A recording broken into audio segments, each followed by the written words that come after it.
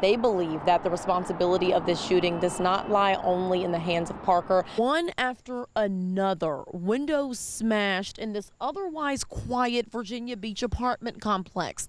In this row, we've counted at least 10 alone. Police tape and a completely burned dumpster are all that's left after a dumpster fire leads to the discovery of a body inside the dumpster, all on the property of a church. A 40-year education career, she said no. Now, coming up live on WAVY News at 6, we'll have much more from Abby's medical doctors as well as her family, and they'll detail more of the aftermath of that shooting. Live in Newport News, Markeshia Jackson, 10 on your side. But we also were able to find a local address for the shooter. It's actually just a couple of blocks away from where we are now on Old Dominion University's campus. This is back. This is in my hand. Let me get a good throw. There we go. I got it in there. Now let's talk more about this holiday weekend. That fight happened inside of Cork and Bull Chop House. 10 on your side's Markeshia Jackson was first to report this locally. The family of 8-year-old Carmelo tells me that he is still at CHKD recovering. By Markeshia Jackson is a story you'll see only on 10. Carpenter's wife says this is a huge loss. Fans throughout the night, they say they are keeping their eyes on these roads and these conditions, and we plan to have much more for you on what that will look like coming up live on WAVY News at 6. I got a little visitor right here. How was the fireworks show? Oh, see, they're still going off. She's a little scared. Tom, it was absolutely great. Deep it is just where I am. I'm going to try to stick my foot in a little bit as Patrick zooms out to show you. I mean, it's a lot of water out here in this street. So you want to be careful, like Jeff and Brian have been telling you guys all evening. From question one, we could tell this was going to be a spirited back and forth. First things first, Winsome Earl Sears immediately came to her Democratic challenger, questioning her stance on Jay Jones. Last year at this time, Memorial Day weekend, it was sunny, it was hot. I was here in a tennis skirt and my wavy shirt. This year, I got on my wavy jacket. It's scary. It's disturbing. I'm telling you, it made my flesh crawl. Alfonso Bell has lived on Hampton Avenue for years. He's been close with just about everyone on the street, except the residents of this home. He says when he first moved in, he would often see an elderly woman sitting on the porch, but then he saw her less and less until he didn't see her at all. I noticed the mother wasn't coming outside too much. I haven't seen her in over 2 years. Neighbor Renee Young also became curious. All she knew is that the elderly woman lived here with her daughter. Very strange acting lady. Never spoke to anybody. I thought the woman was in a nursing home. Neighbors say past welfare checks were unsuccessful. Well, they've been coming through here for a while, major crimes, but they couldn't, the daughter would not let no one in the house. But finally, Newport News police obtained a search warrant and then found a 92-year-old woman inside deceased. And on Tuesday, the woman's daughter, 74-year-old Zelia Spruce, was arrested. Well, I guess once the mom was gone, she's still spending checks, getting the lights on, groceries. Spruce faces charges of concealing a dead body, forging public records, and obtaining documents from the DMV when not entitled. Police say cause of death has not been determined, nor is it clear how long the woman had been deceased. She convinced me that her mother was okay, but her mother was deceased the whole time.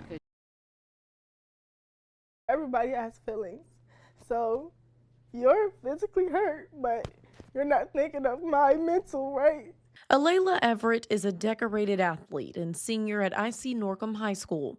She would have never thought her trip to the Class 3 track and field state finals last Tuesday would take a drastic turn. They're going off of one angle. Alayla visibly emotional because of this video from the meet. This was a 4x200 meter relay race, and she and a Brookville High School athlete were rounding a curve on the track when they nearly collided with each other. After a couple times hitting her, my baton got stuck behind her back like this, and it rolled up her back. I lost my balance, and when I pumped my arms again, she got hit. It appears intentional, but Alayla says it was accidental. But I know my intentions, and I would never hit somebody on purpose. I didn't have to see your first video, second video, 10th video. I know 100% that she won't do this to nobody.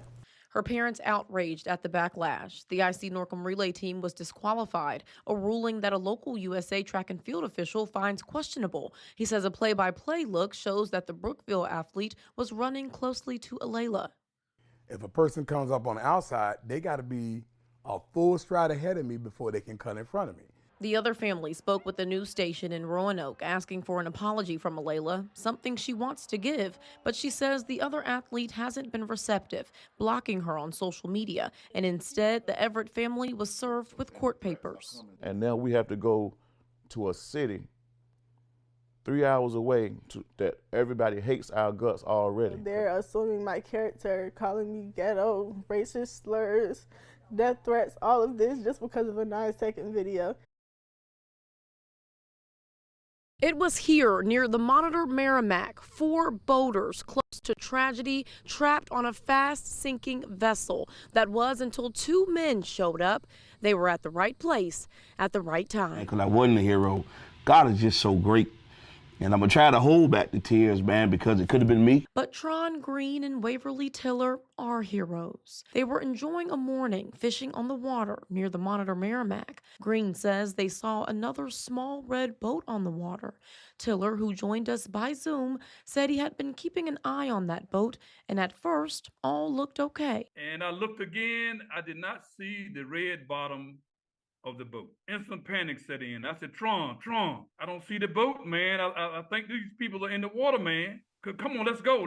From calm to chaos. I gave it a throttle. We probably was over there in about a minute and a half. I could still hear the young ladies cry for help. They saw a mother clutching her son and 2 others in the water. Using a rope, Tiller and Green were able to pull all 4 out of the water, one by one.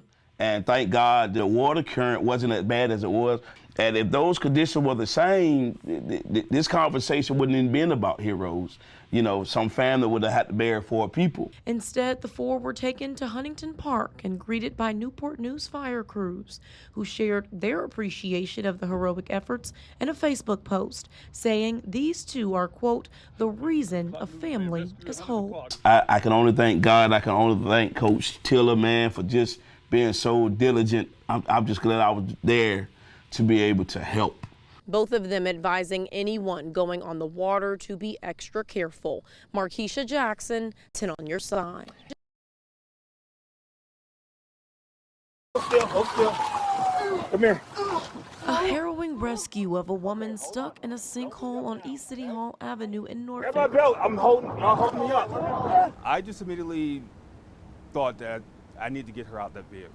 It was longtime Norfolk police officer A.J. Stevenson who jumped into the sinkhole himself to rescue that woman. As I approached the vehicle, I stepped into the sinkhole. He says the water was up to his chest. Norfolk police say it only took 53 seconds for Officer Stevenson to pull the woman to safety, but Stevenson says he doesn't take all the credit. I had bystanders that were behind me.